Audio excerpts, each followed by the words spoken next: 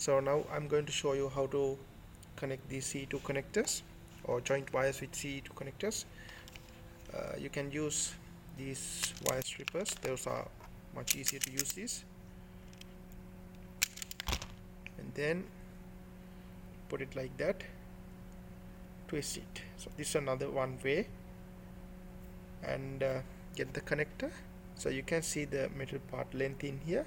So when you put it all the way in, it should not go beyond that. So if it's wrong, you need to cut that a little bit, put that all the way in.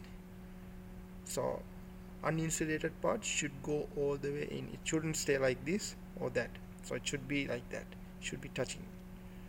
Then you can use these type of pliers. Now you can see the difference between that one and this plier, because it doesn't have anything in here. This one got that section.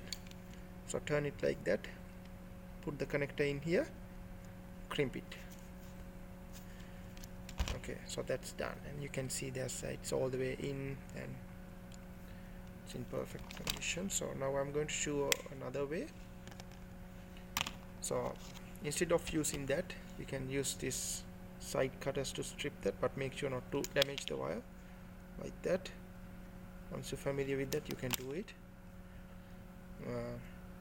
The other way is you can divide that into two pieces, two parts.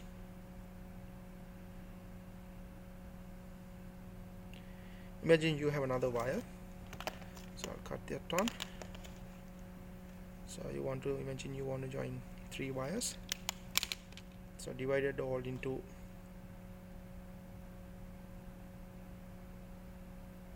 like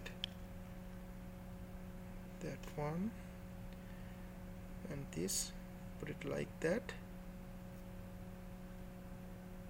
and then twist.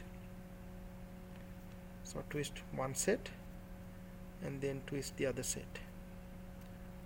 After that, you can twist both together.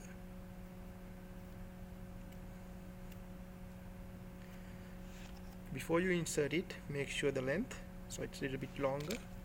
So I'm going to cut it,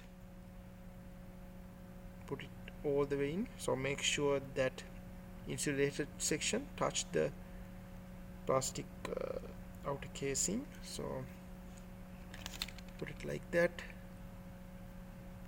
then crimp it.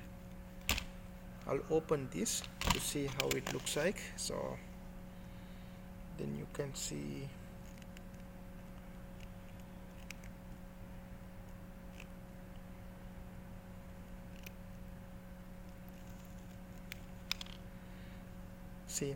it's all the way in here, and even if you remove it,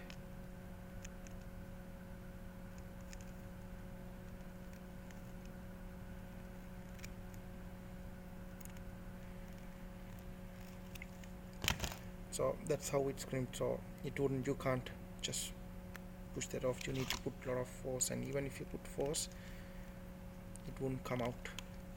So that's the correct way.